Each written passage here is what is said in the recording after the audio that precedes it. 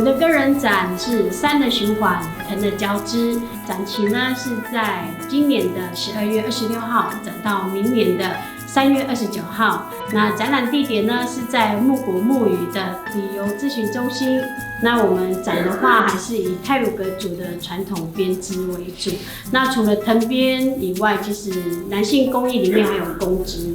那近几年内呢，我们已经跳脱出传统的形式，但是一样是传统的编法，然后做出一个你喜欢的样式。所以在这一次的展览里，非常的开心能够来到南区。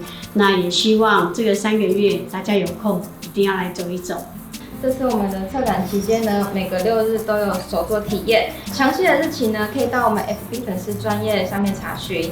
每场手作体验的名额只有10位，所以一定要记得提前预约报名哦。我们预约电话是0386421157，邀请大家来到木谷木语旅游咨询中心参观我们3的循环藤的交织的展览哦。